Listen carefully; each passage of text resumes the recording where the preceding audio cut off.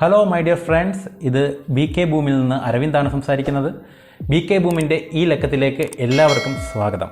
ഇന്ന് ഞാൻ നിങ്ങൾക്ക് പറഞ്ഞു തരാൻ പോകുന്നത് എങ്ങനെയാണ് ഒരു കമ്പ്യൂട്ടറിനകത്ത് അല്ലെങ്കിൽ ഒരു ലാപ്ടോപ്പിനകത്ത് OS ഇൻസ്റ്റാൾ ചെയ്യുക എന്നുള്ളതാണ്. അപ്പോൾ ഇന്ന് അതിന് വേണ്ടിയിട്ട് ഞാൻ വിൻഡോസ് 10 എന്ന് പറയുന്ന OS ആണ് എടുക്കുന്നത്. എൻ്റെ ലാപ്ടോപ്പിലാണ് ഇൻസ്റ്റാൾ ചെയ്യുന്നത്.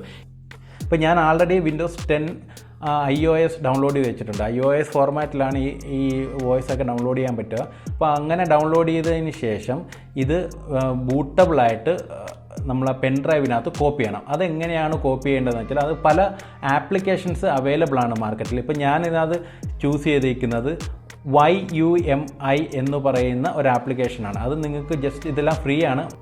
YUMI എന്ന് സെർച്ച് ചെയ്താലും മതി, അല്ലെങ്കിൽ ബൂട്ടബിൾ USB മേക്കർ എന്ന് പറഞ്ഞ് സെർച്ച് ചെയ്ത് കഴിഞ്ഞാൽ ഒരുപാട് ആപ്ലിക്കേഷൻസ് കിട്ടും. അപ്പം ഇതിനകത്ത് ഞാൻ YUMI ഓപ്പൺ ചെയ്യുന്നു. അപ്പോൾ ഞാൻ നമുക്ക് പെൻഡ്രൈവ് കുത്തണ്ടേ. അപ്പോൾ ഞാൻ പെൻഡ്രൈവ് കുത്തുവാണ്. ഞാൻ പെൻഡ്രൈവ് കുത്തി. അപ്പം എൻ്റെ പെൻഡ്രൈവ് ഇവിടെ ഓപ്പണായി വന്നിട്ടുണ്ട്. ഓക്കെ, എൻ്റെ പെൻഡ്രൈവ് ഇവിടെ ഓപ്പണായി വന്നിട്ടുണ്ട്. ഇത് നമുക്ക് ക്ലോസ് ചെയ്യേണ്ട ആവശ്യമില്ല. അപ്പോൾ ഞാൻ എന്നിട്ട് ഈ ആപ്ലിക്കേഷൻസ് എടുത്തു. അപ്പോൾ ആപ്ലിക്കേഷൻ ഓപ്പണായി വന്നു. അപ്പോൾ അതിനകത്ത് ഐ എഗ്രി, ജസ്റ്റ് ഇത് ഇൻസ്റ്റാൾ ചെയ്യേണ്ട കാര്യമൊന്നുമില്ല, ജസ്റ്റ് ഓപ്പൺ ചെയ്ത് റൺ ചെയ്യുക എന്നുള്ളതേ ഉള്ളൂ ഇതുപോലുള്ള ആപ്ലിക്കേഷൻ്റെ ഒരു ഗുണമെന്ന് പറഞ്ഞാൽ. അപ്പോൾ അതിനകത്ത് ഞാൻ ഇത് എടുക്കുക. ഞാൻ കുത്തിയ പെൻഡ്രൈവ് BK ബൂം എന്ന് പറയുന്ന പെൻഡ്രൈവാണ്. 7 GB അല്ലെങ്കിൽ 8 GB പെൻഡ്രൈവാണ്. അപ്പോൾ അത് സെലക്ട് ചെയ്ത് കൊടുത്തു. അത് സെലക്ട് ചെയ്ത് കൊടുക്കുമ്പം ഏത് OS ആണ് നമുക്ക് ബൂട്ടബിളായിട്ട് ഇടേണ്ടതെന്ന് പറഞ്ഞ ഓപ്ഷനകത്ത് വരും. അപ്പോൾ ആ ഒരു ലിസ്റ്റ് എടുത്തിട്ട് അതിനകത്ത് ഒരുവിധപ്പെട്ട എല്ലാ സംഭവവും ഇതിനകത്തുണ്ടല്ലോ. എല്ലാ OSഉം എല്ലാ ആപ്ലിക്കേഷൻ്റെയും ബൂട്ടബിളായിട്ട് റൺ ചെയ്യുന്ന ഒരുപാട് ആപ്ലിക്കേഷൻസ് ഉണ്ട്. അപ്പോൾ നമുക്കിപ്പം സിംഗിൾ ഇതല്ലേ ഉള്ളൂ. അപ്പോൾ single installer, Windows 10 single installer എടുത്തു. ഓക്കെ, അതിനകത്ത് പിന്നെ അതിനുശേഷം ഈ വിൻഡോസ് 10 എന്ന് പറയുന്ന iOS ഇതിനകത്ത് കാണിച്ചു കൊടുക്കണം. അപ്പോൾ അതിനകത്ത് ബ്രൗസ് എന്ന് പറയുന്ന ഓപ്ഷൻ എടുക്കുക. ബ്രൗസ് ഓപ്ഷൻ എടുത്തിട്ട് ഞാൻ ഡെസ്ക്ടോപ്പിലാണ് അതിട്ടിരിക്കുന്നത്. OSനകത്ത് വിൻഡോസ് 10 അത് എടുത്ത് കഴിയുമ്പോഴത്തേക്ക് അതിനകത്ത് താഴെ ക്രിയേറ്റ് എന്ന് പറയുന്ന ഓപ്ഷൻ ഉണ്ട്. ആ ക്രിയേറ്റ് എന്ന ഓപ്ഷൻ ക്രിയേറ്റ് ചെയ്യുക. അപ്പോൾ ഇതുപോലെ വരും. അത് യെസ് കൊടുത്ത് വിട്ടാൽ മതി. അപ്പോൾ നമ്മളുടെ OS കോപ്പി ചെയ്യൽ, പെൻഡ്രൈവിനകത്ത് ബൂട്ടബിൾ ആക്കൽ എന്ന് പറയുന്ന പരിപാടി ഇതോടെ തീർന്നു. നെക്സ്റ്റ് അടിക്കുക, നോ കൊടുക്കാം, നോ എടുത്ത് ഫിനിഷ് കൊടുക്കുക. അപ്പോൾ എന്നിട്ട് നമുക്ക് മൈ കമ്പ്യൂട്ടർ എടുത്തു കഴിഞ്ഞാൽ അതിനകത്ത് നമ്മുടെ OS വന്നതായിട്ട് കാണാം. ഓക്കെ, ഇത്രയേ ഉള്ളൂ. അത് ക്ലോസ് ചെയ്യുക. ഇനിയാണ് നമ്മളുടെ മെയിനായിട്ടുള്ള കാര്യങ്ങൾ മുഴുവനും വരുന്നത്. ബൂട്ടിംഗ് ഡിവൈസ് ഉണ്ട് ഇതിനകത്തിപ്പം. മൊത്തത്തോടെ ഇപ്പം 3 ബൂട്ടിംഗ് ഡിവൈസ് ഞാൻ വെച്ചിട്ടുണ്ട്. ഒന്ന് നമ്മുടെ ഹാർഡ് ഡിസ്ക്, അതും ബൂട്ടിംഗ് ഡിവൈസിൽ പെടുത്താവുന്നതാണ്. പിന്നെ SSD, അതും ബൂട്ടിംഗ് ഡിവൈസിൽ പെടുത്താവുന്നതാണ്. പിന്നെ പെൻഡ്രൈവ്, അതും ബൂട്ടിംഗ് ഡിവൈസിൽ പെടുത്തുന്നതാണ്. അപ്പം 3 ഡിവൈസസ് ഈ ലാപ്ടോപ്പിനകത്ത് ആൾറെഡി ഉണ്ട്. അതിനകത്ത് എനിക്ക് പെൻഡ്രൈവ് ഫസ്റ്റ് ബൂട്ട് ഡിവൈസായിട്ട് സെറ്റ് ചെയ്യണം. അതാണ് നമ്മളിനി നോക്കാൻ പോകുന്നത്. ഓക്കെ, അപ്പോൾ അതിന് വേണ്ടിയിട്ട് ഞാൻ ഒന്ന് റീസ്റ്റാർട്ട് ചെയ്യുകയാണ്.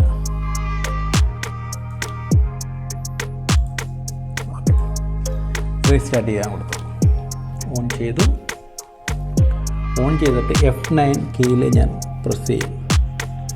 ആണ് F9. അപ്പോൾ നമ്മളുടെ ബൂട്ട് ഡിവൈസ് ഇവിടെ വന്നു. ചില കേസുകളിൽ നമ്മളുടെ ഈ USB എന്ന് പറയുന്ന ഈ ഒരു ബൂട്ട് ഡിവൈസ് ഏറ്റവും താഴെയായിരിക്കും കിടക്കുന്നത്. അപ്പോൾ അതിനകത്ത് പറയുന്നുണ്ടാവും എങ്ങനെ മുകളിൽ കൊണ്ടുവരണമെന്ന് താഴെ തന്നെ എക്സ്പ്ലെയിൻ ചെയ്യുന്നുണ്ടാവും.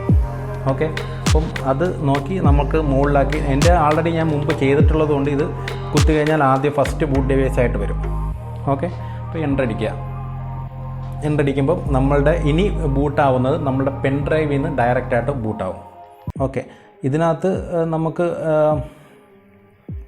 നെക്സ്റ്റ് എടുത്തിപ്പം ഇത് വന്നു. ജസ്റ്റ് നെക്സ്റ്റ് അടിക്കുക. ഓക്കെ, ഇത് തന്നെയാണ് ഇംഗ്ലീഷ്. നമുക്ക് വേറെ ഒന്നും മാറ്റേണ്ടതായിട്ടൊന്നുമില്ല. നെക്സ്റ്റ് അടിക്കുക. ഇൻസ്റ്റാൾ നൗ കൊടുക്കുക. നിങ്ങൾക്ക് ലൈസൻസ് കീ ഉണ്ടെങ്കിൽ ഈ ഭാഗത്ത് എൻ്റർ ചെയ്യുക. ശേഷം വരുന്ന ഈ സ്ക്രീനിൽ ഏത് OS ആണോ വേണ്ടത് അത് ക്ലിക്ക് ചെയ്തിട്ട് നെക്സ്റ്റ് അടിക്കുക.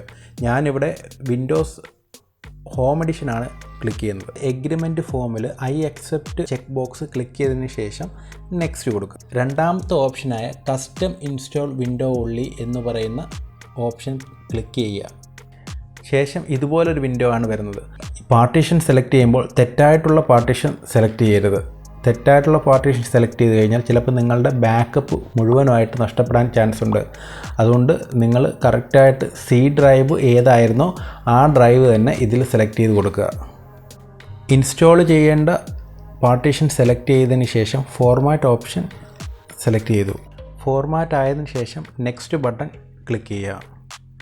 ഇപ്പോൾ പെൻഡ്രൈവിൽ നിന്ന് എല്ലാ ഫയൽസും നമ്മളുടെ സിസ്റ്റത്തിലോട്ട് കോപ്പി ചെയ്തുകൊണ്ടിരിക്കുകയാണ്. അപ്പോൾ OS ഇൻസ്റ്റാൾ ചെയ്ത് കഴിഞ്ഞാൽ തന്നെ റീസ്റ്റാർട്ട് ചെയ്യും.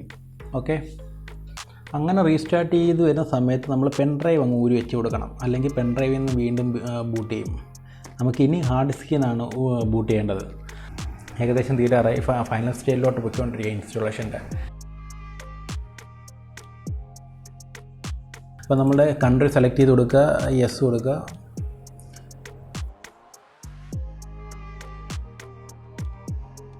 ഇപ്പം നമുക്ക് വേറെ ഏതെങ്കിലും കീബോർഡ് ലേ ഔട്ട് വേണമെന്ന് വായിക്കുന്നത്. ഇപ്പം നമുക്ക് വേണമെങ്കിൽ മലയാളം വേണമെങ്കിൽ ജസ്റ്റ് മലയാളം ജസ്റ്റ് കൊടുക്കാം. അതിനകത്ത് മലയാളം ഉണ്ട്.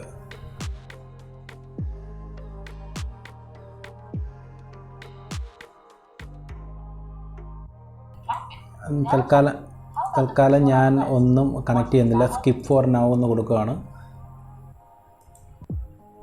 അപ്പോൾ ഞാനിവിടെ ഈ കീബോർഡ് ഈ ലാപ്ടോപ്പിനൊരു പേര് കൊടുക്കുകയാണ്, യൂസർ നെയിം എന്ന് പറയും.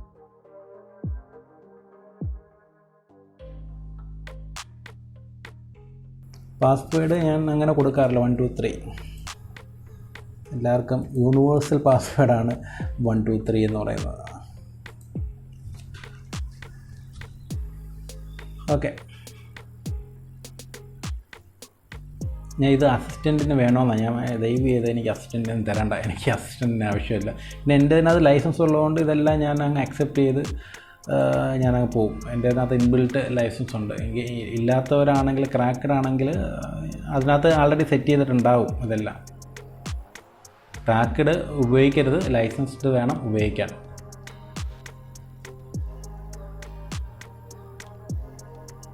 അപ്പോൾ ഏകദേശം ഫൈനൽ സ്റ്റേജിലായി നമ്മളുടെ OS ഇൻസ്റ്റാളേഷൻ.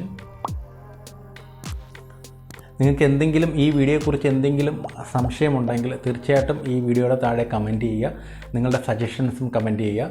ഇത് ബിഗിനേഴ്സിന് ആർക്കാണോ വിൻഡോസ് OS ഇൻസ്റ്റാൾ ചെയ്യാൻ അറിയാത്ത ആൾക്കാർക്ക് ജസ്റ്റ് ഒന്ന് കാണിച്ചു തരാൻ വേണ്ടിയിട്ടാണ് ഈ ഒരു വീഡിയോ ഞാൻ ചെയ്യുന്നത്. ഇപ്പോൾ നമ്മൾ ഏകദേശം വിൻഡോസ് എല്ലാം ഇൻസ്റ്റാൾ ചെയ്തു. ഇപ്പോൾ എല്ലാം പെർഫെക്റ്റായി. ഇനിയുള്ള ഹ്യൂജ് ടാസ്ക് എന്ന് പറഞ്ഞാൽ ഇത് നെറ്റിൽ കണക്ട് ചെയ്തിട്ട് അപ്ഡേറ്റ് ചെയ്യണം വിൻഡോസ്. അപ്പോൾ അപ്ഡേറ്റ് ചെയ്യാൻ ഒരുപാട് സമയം എടുക്കും. അത് നിങ്ങൾക്ക് വേണമെങ്കിൽ അപ്ഡേറ്റ് ചെയ്താൽ മതി. അപ്പോൾ ഇത്രയാണ് എൻ്റെ വീഡിയോയിലുള്ളത്. അപ്പം തീർച്ചയായിട്ടും നിങ്ങൾക്ക് ഇഷ്ടപ്പെട്ടെങ്കിൽ വീഡിയോ ലൈക്ക് ചെയ്യുക, നിങ്ങളുടെ സുഹൃത്തുക്കൾക്ക് സെൻഡ് ചെയ്ത് കൊടുക്കുക.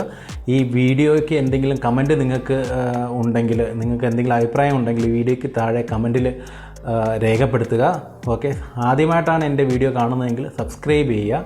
അപ്പം മാക്സിമം നിങ്ങളുടെ സപ്പോർട്ടാണ് എൻ്റെ മുന്നോട്ടുള്ള ഓരോ വീഡിയോയും മേക്ക് ചെയ്യുന്നതിന് പ്രചോദനം. അപ്പം എന്തെങ്കിലും തെറ്റുകുറ്റങ്ങളുണ്ടെങ്കിൽ തീർച്ചയായിട്ടും എന്നെ ഇൻഫോം ചെയ്യുക. ഞാനത് അടുത്ത വീഡിയോയിൽ ക്ലിയർ ചെയ്ത് മുന്നോട്ട് പോകുന്നതായിരിക്കും. Thank you.